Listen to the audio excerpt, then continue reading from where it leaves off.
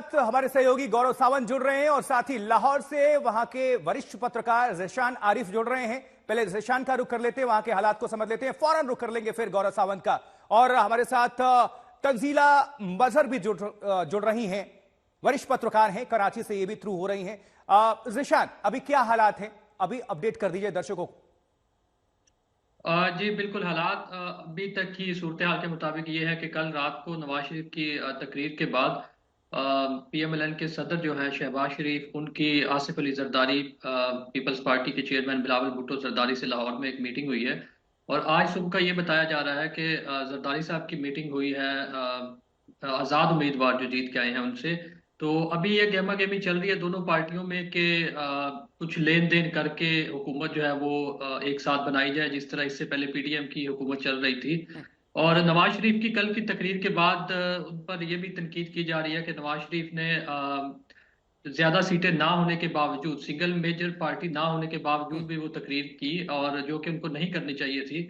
और हकीकत जो है वो ये है कि पीटीआई के जो कैंडिडेट्स हैं, जिनको पीटीआई के निशान के तले नहीं लड़ने दिया गया, ठीक है।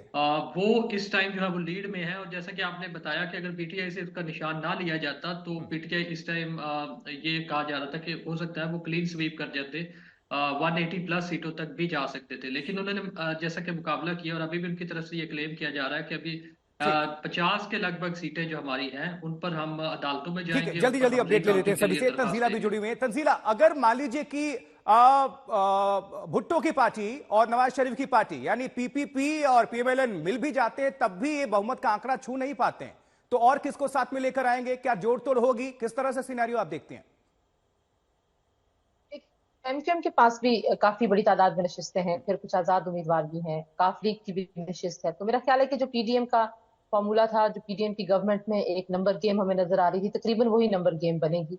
क्योंकि जो आजाद उम्मीदवार हैं वो अगर किसी सियासी जमात को ज्वाइन भी कर लेते हैं, यानी कि एक आप जमात जहन में रखनी चाहिए, मुत्तहदा मजलिस अमल, जो मुत्तहदा मुस्लिमीन जो है वो एमडब्ल्यूएम एक ऐसी जमात है जिसने एक सीट दी है। सो जो आजाद उम्मीदवार है वो पार्लिमानी किसी पार्टी को ज्वाइन करेंगे, क्योंकि पीटीआई पाकिस्तान पीपल्स पार्टी और पाकिस्तान मुस्लिम लीग नवाज से सियासी तौर पर इतने ज्यादा इख्तिलाफात रखती है, तो वहां तो नहीं जा सकी। लेकिन एमडब्ल्यूएम की एक सीट है, अगर वो वहां पे जाते हैं, जाने के बावजूद भी जाहिर है वो रिजर्व सीटों से महरूम हो चुके हैं, क्योंकि वो एक पार्टी के तौर पे इलेक्शन में उतरे नहीं थे।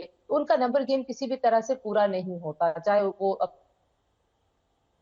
ठीक है तंजीला, जुड़े रहिए, फौरन आप हमारे साथ गौरव सावंत का रुख करेंगे। गौरव, आपसे समझना चाहेंगे अब किस तरह से आप देखते हैं, चूंकि एक स्थायी सरकार भारत के लिहाज से भी कितनी जरूरी है, उसका क्या इंपैक्ट होगा? और जो जानकारी मिल रही कि पूरी स्टेट मशीनरी को लगा दिया गया कि नवाज शरीफ को विजयी उनको घोषित किया जाए, बावजूद इसके परिणाम उनके हक में आया नहीं। जो जनता है वो इमरान के पक्ष में रही। चलिए वापस आएंगे। पाकिस्तान में लोकतंत्र की जीत हुई है, ये कहना है असीम मुनीर का। हमने शांति व्यवस्था बनाए रखी, असीम मुनीर का ये स्टेटमेंट।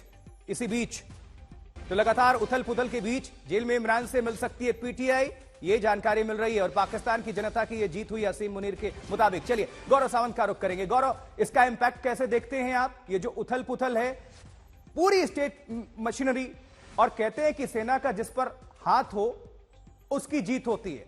अब सेना की भूमिका को कैसे देखते हैं? क्योंकि यहां तो ठीक उल्टा हुआ। अगर लीगल हो जाते इमरान खान, वो अगर खुलकर चुनाव में आते तो परिणाम तो पूरी तरह से उनके फेवर में होता।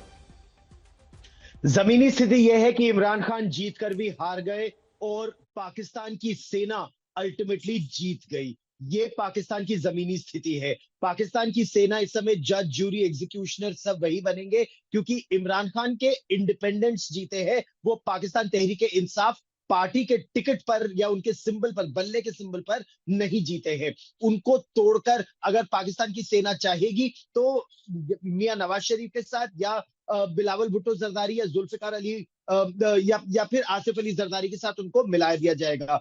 जुल्फिकार अली भुट्टो वाली हालत ना हो इमरान खान की, ये उन्हें बार बार ये भी बताया जा रहा है। ऐसा हमारे सूत्र बता रहे हैं कि ये 1970 वाली स्थिति नहीं है, शेख मुजीबुर रहमान वाली स्थिति नहीं है। पाकिस्तान में आवाम जो है वो आटा, दाल, चावल चाहती है, चीनी चाहती है, पेट्रोल चाहती है, बिजली चाहती है। तो अगर नवाज शरीफ और पाकिस्तान की सेना ये जो पीडीएम 2.0 है उसके साथ दे सके वो बिजली और पानी पाकिस्तान की आवाम को आटा और दाल आवाम को, तो आवाम सड़कों पर नहीं उतरेगी। लेकिन इमरान खान ने बहुत बड़ा संदेश दे दिया है कि उनको जितना भी दबाया जाए वो उभर कर आएंगे, वो एक बड़ी शक्ति है। लेकिन क्या जेल के अंदर से वो बड़ी शक्ति रह सकते हैं? 14 साल, 10 साल, 7 साल, 3 सजा उन्हें हो चुकी है और 150 मामले उनके ऊपर है। तो पाकिस्तान की सेना और अदालत, जस्टिस ईसा भी उनके बहुत पक्ष में नहीं है। तो ऐसा हो सकता है कि इमरान खान और दबे, लेकिन एक शक्ति के रूप में वो जरूर उभरे हैं।